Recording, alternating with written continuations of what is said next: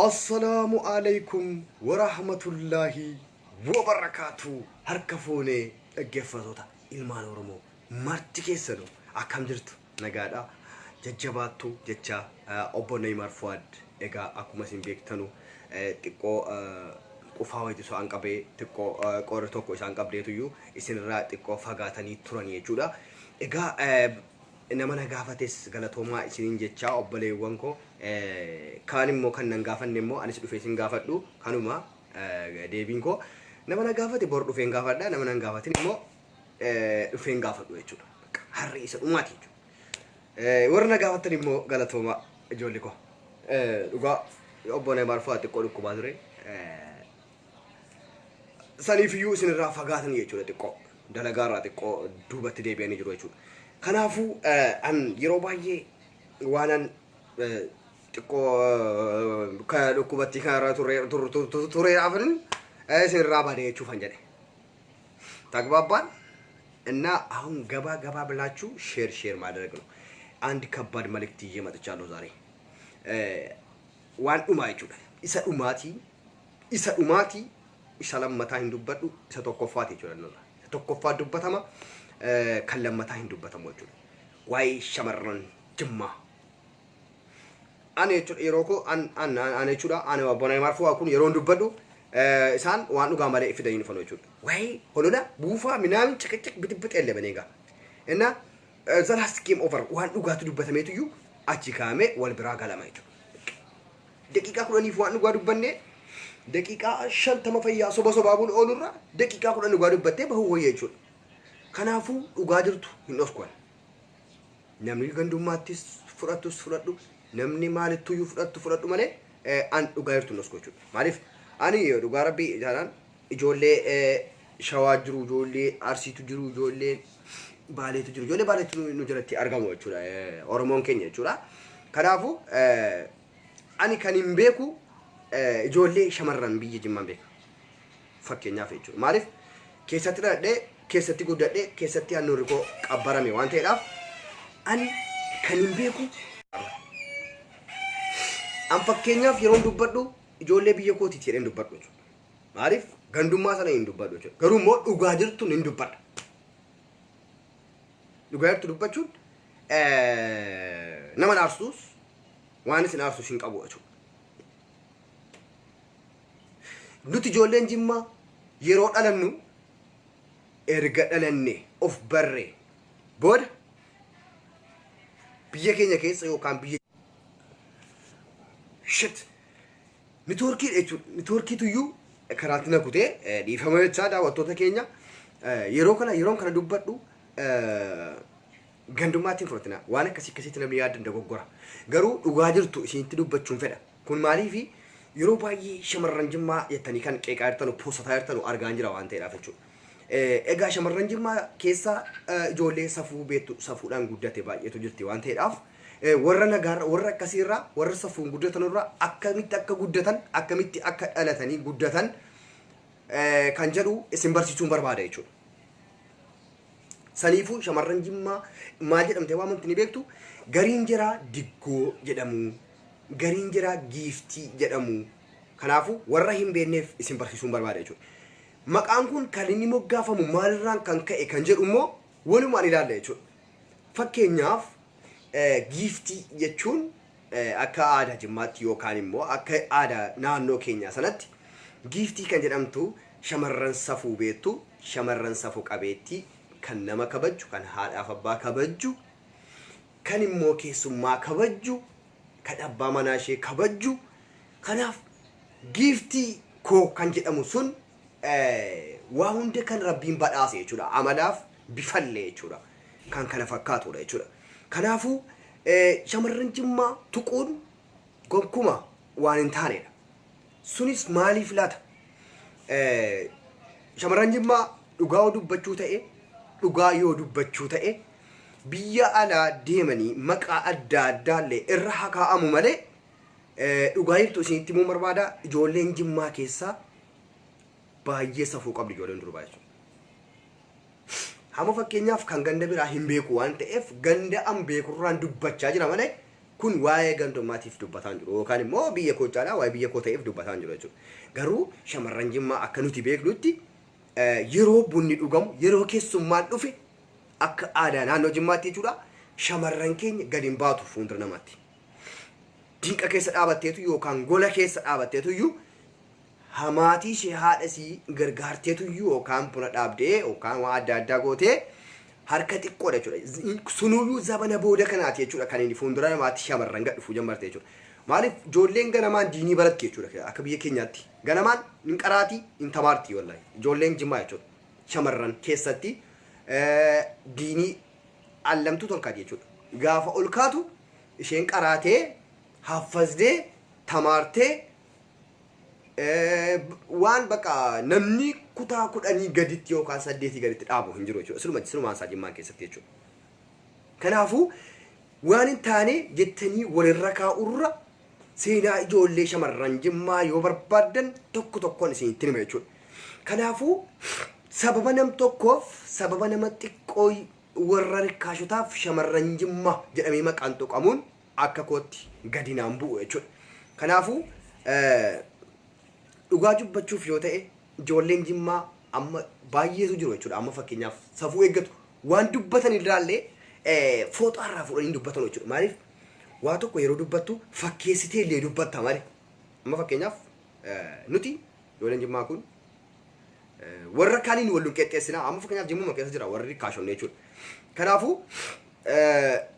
shamarran Jimmaa immoo wallahi kabajamtuu bicha baay'ee nama kabaju jechuudha. Amma isa biyya alaa bahanee kanaayyuu wal jibbinee wal arrabsinee waan hin taane safuu waan safuun bee waan taanetti gagalame kanaa miti malee akka biyya keenyaatti yookaan akka Jimmaatti shamarran baay'ee kabaja guddoo qabdi jechuudha.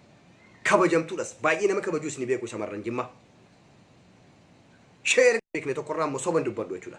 An shamarran Jimmaa ajaa taanaan ajaadhaan xuul an biyya kooti jedhee wanti ijoollee sobee wayii isinitti dubbadhu wayiin jiru jechuudha. It's the last game over ibbaaluun nagarru. Ana bira hin jiru nakana. Ana bira ijoollee biyya kooti jedhee ajummaa jira yookaan ajummaa jiraan oskee gaarummaa jiraan dubbadhu jechuudha. Ajummaa jiraas isinis na laalaa jirtu jechuudha. Fakkeenyaaf ijoolleen yeroo baay'ee yeroo dubbadhu nu argaa jirtu. Ani ijoollee Jimmaa keenya irraan dhukkee kaasaa arrabsa ijoollee. Kanaafuu jechuudha daawwattoota keenya maaliif gamanumaan dhaamsa kana neetwoorkiitu karaatti na kukkutaa jira dhiifaman jira. Kanaafuu dhaamsa practical talk kan jedhamu sana isin dabarsuu barbaada jechuudha.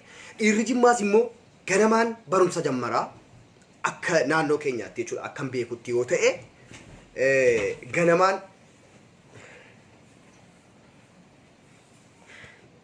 isa keessa bahu wallahi naasoo nu sagalee argamne neetwoorkii irratti rakkisaa dha.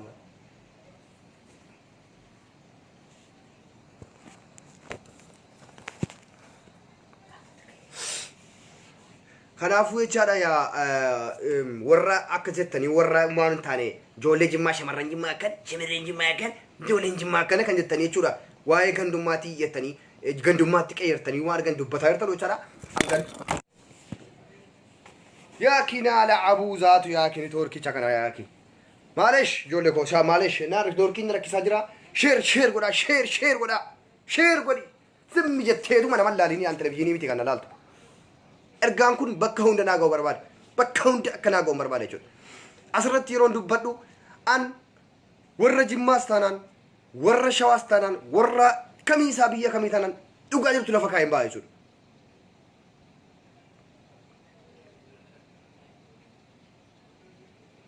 Dhugaa jirtu dubbachuutu caala jechuudha.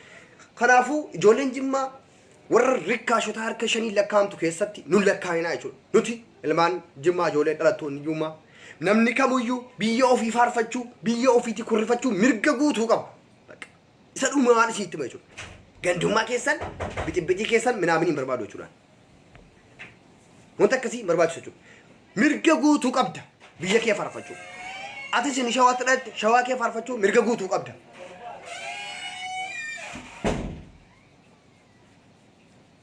Inni Arsii kee faarfachuu mirga guutuu qabda. Biyya ofii yoon jaallanne ati biyya ofii yoon faarfanne silumaayyuu fayyaan kee naman jedhamtu jechuudhaati. Kanaafuu biyya nurri kee keessatti qabramte tokko faarfachuu mirga guutuu qaba jechuudha obbo Naayimar Fuwaad. Salaasti game over. Naman taanes immoo dhukkee irraa kaasee sirreeffachuu mirga guutuu qaba jechuudha ijoollee biyya kootii tana. Malee gandummaa keessan fudhaa mataan gargalaanee gandummaa ayyaanaa yaa Oromoo. waa'ee biyya kootii dubbachuu nan danda'a. Gandummaa miti kan dubbataa jiru warri gandummaatti footaa jirtu mataadhaan garagalee yaaboo gandummaa miti kan dubbataa jiru waan hin taane naannessitanii gandummaatti naannessinaa dhugaa jirtu dubbachuutu nurraa fayyada malee sobanii fakkeessuun maasmassal waagaa yella'u bakka. Biyya kamuu biyya kee dhalatte tokko faarfachuu mirga qabda. Egaa akkamittan faarfadha biyya koo keessatti dhaladhee guddadhe tokko akkamittan naannoo koo faarfadha reedha. Naannoon koo goota akkamittan ofiin jedhaan. Akkamittan seenaa abbaa jifaar dubbadha isinoo gandummaa dheettu.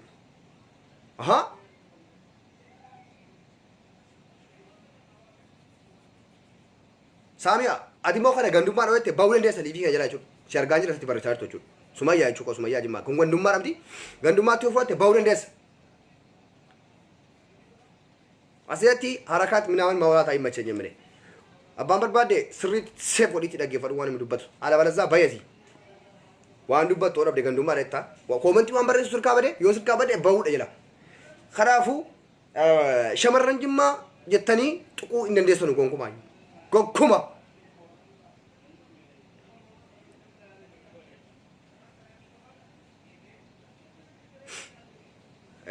Shamarran jimmaa safuudhaan guddatti, reebamaa guddatti, qaxxaamaa guddatti, hidhamtee rukutamaa guddatti, akka keenyatti qara'aa guddatti, ganamaan quraanii barsiifamaa. Biyya keenyatti ilmoon dhalattee waggaa 5 geessee jechuudha. Yoo hin qaraane, yoo hin tamaarre, dhugaa dubbachuu dhugaa jirtu sitti mamti, yoo hin tamaarre ta'e, yoo hin qaraane ta'e, nawriidha akka biyya keenyatti jechuudha. Safuu jedhama. Safuu kan jedhamu sana beektu fakkeenyaaf aan dhaladhee waggaa of bare gaafa harki koo kana ga'u qaqqabe barumsatti na seensisama jechuudha. Sana booda quraanatti seena jechuudha. Wallahi ijoolleen jimmaa jechuudha quraana qara'atuyyuu ganama timirtii deemu galgala immoo quraana deemu jechuudha. Walaa shamarran walaa dubara dhugaa jirtuun dubbataa jira. Maasmassal foo argaa yellem maasmassal nayima argaa yellem gonkuma jechuudha.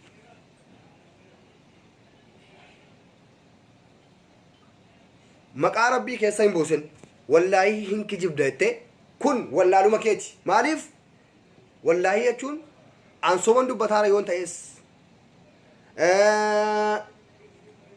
dhugaan dubbataara yoon ta'es wallaahi jettee of shawwaduun qabdu jechuudha. Maaliif deemtee hin beektu jimmaan sila jimmaa sila maattaaqno wallaahi hin kijibda kan jettu jechuudha. Waa'ee jimmaan beektu waa'ee naannoo jimmaa kan beeku ana. Kanaaf yeroo sitti himu seef godhadhu si fayyada. Waa'een jimmaa akkana okay? Yenee jimmaa yenee jimmaa an nama biyya koo tuqu gonkuma jaaladhu. Nama amantaa namaa tuqu nama biyya koo tuqu aalis maama. Biyya namaas hin tuqu nan kabaja biyya koos naa kabajuu keessan hin barbaada. Kana walaa dhiiraa walaa dumaraa nuti akkanatti guddanna. Kanaafuu shamarran jimmaa yoo feetan jechuudha.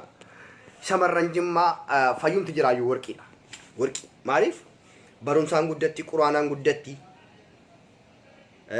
beekumsaan ol kaati jechuudha gaafa ol kaatu. Amma ijoollee keenya keessa maayyimiin namni waa barreessuu beenne hin jiru. Yoo dhugaa dubbachuu ta'e maaliif fakkeessina nuti fakkeessuurra dhugaa dubbachuu wayya.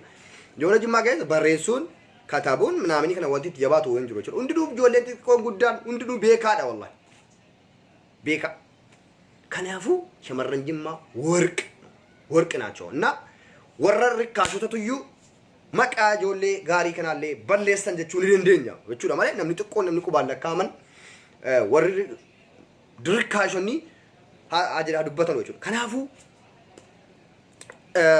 waa'ee shamarran jimmaa isinitti himuu barbaadetan amma na dubbadhe jechuudha. Waa'ee dhiira jimmaas immoo isinitti dubbadhe jechuudha. Dhiirri jimmaa ganama yeroo ka'u quraanatti argama. Yeroo sobiyyummaa isaa jechuudha. Aliif baataasaa jedhamee ganama jechuudha. Ganamaan yeroo sobiyyii lafaa ka'u akkasiin barata jechuudha. Biyya keenyatti akka aadaa keenya naannoo keenyaatti maaliin mana barumsaa akka seenu ni beektu harki isaa kun dhufee gurra isa kana ga'uudha jechuudha kan barbaadamu. Xiqqishoo jechuudha bara. Eessa deemuuf barumsatti ergamuuf bakka. barumsatti ergamuuf.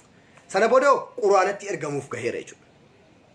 Ilaala ilmoon akka immoo safuudhaan guddataa reebamaa xumamaa qimmiidamaa guddattee safuu eeggatti jechuudha. Akka keenyatti baay'ee safuudha. Wanti amma miidiyaa irratti dubbatamu kun osoo akka biyya keenyaati wallaahi hin ajjeefamne jechuudha nuti. Dhugaa sitti wanti amma shamarran baangaalee wajjin jiraattu kana osoo akka biyya keenyaatti ta'e ummatatu ajjeesa itti lammeetuma ajjeesa waan akkana akka biyya keenyaatti jechuudha. Nawurnoo bakka nawrii wanta kana shamarran biyya keenya akkamitti kennamti ni beektu.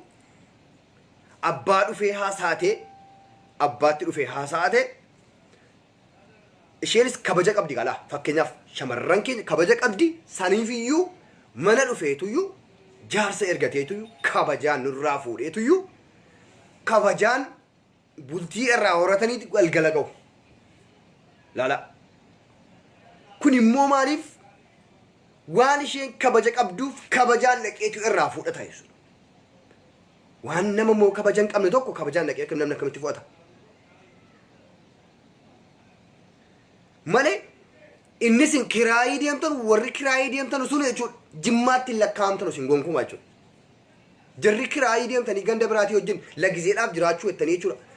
Soba sobdanii lagizeedhaaf jiraatan sun jechuudha. Dhugaa jirtu isiitti ma isin jimmaatti lakkaa'amtan bakka buutan ijoollee shamarran jimmaatiif bakka buutan. Wallaahi natu jedhe shamarran jimmaatiif bakka buutan sun.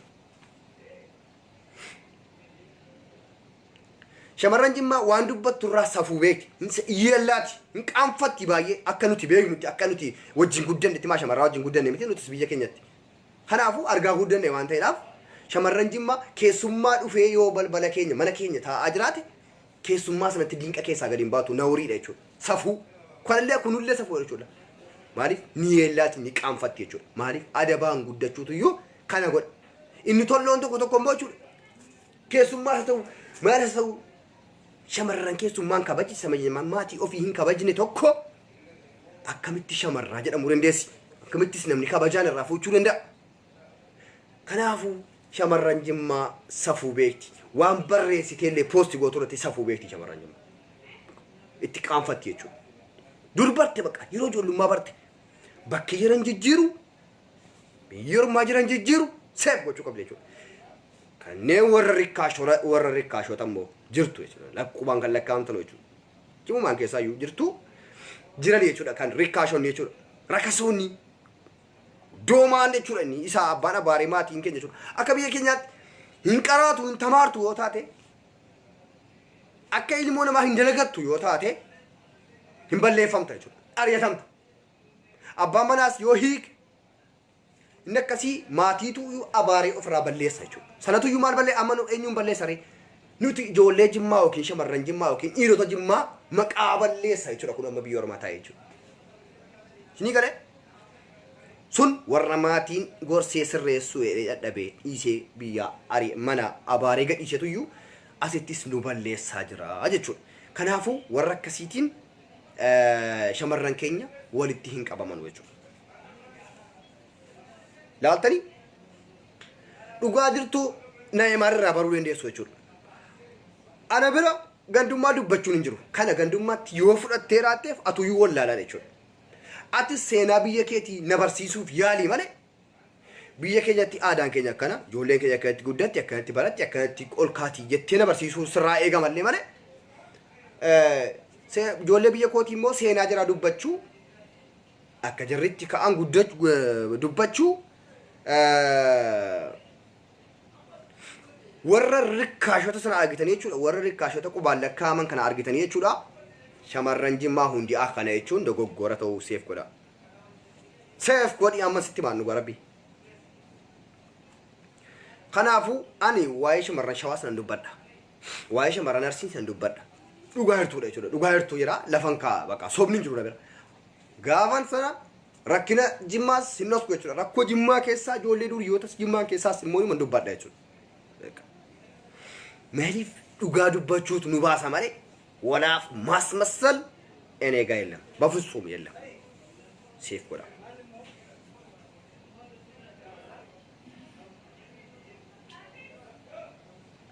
ከናፉ ወረር ካሹታኒ ጆሌ ጅማ ሸመረን ጅማ የሮየተኒ ፖስት ናጎተኑ natti dhaga'ama jechuudha. Natti dhaga'ama jechuudha. Shamarran Jimmaa jechuun haadha keenya. Shamarran jechuun immoo fayyumtisiyyuu haadha keenya jechuudha. Ajannu. Kan biyya kooti immoo yeroo sun tuqxanu akkasiin itti guddatte waan hin beekuuf ana immoo na guba jechuudha. Seef. Share godhaa. Share. Kanaafuu kabajaan iyyuu maatiin naqee irraa fudhatee akkasitti xawalwaalummaa mushkois fakkeessuun faayidaa hin qabu. Xawalwaalummaan faayidaa hin qabu. Dhugaa jirtu lafa kaa'i. Waa tokko kun gandummaa warri gandummaatti si yaade hayaadu. Waa'ee biyya keetii faarfadhu yenee Jimmaa yenee laasirratti hin du'a jedhi dubbadhu. Atis inni biyya biraas ganda kee faarfadhu ni dandeessa kun gandummaa miti. Oromummaa walirraa qabna malee waa'ee naannoo keenyaati miti. Waa'ee naannoo kooti kan dubbachuu danda'u ana. Waa'ee naannoo keetii kan dubbachuu danda'u si. Kanaaf waan shamarran Jimmaa itti maqaa dhuuftuuf kana booddee hin barbaadu jechuudha. Tokkoo kee. Akkatti guddatan akkatti baaltaa annatu beeka waan ta'eedhaaf. Kanaafuu share godhaa duniyaa irratti. Share godhaa duniyaa irratti. Amma biliiviin kun namni nan daawwatin gamanumaan dhaamsa isinii dabarsuu barbaada. Gara yoo ta'e beetii kan kana caalu darbee jira waan ta'eedhaaf isiniifan poostataa gara sanaan nu daawwadhaa kana fe'emmoo. Kana fe'e jechuudha. Itti caalu immoo kan caalu kan kana caalu jechuudha.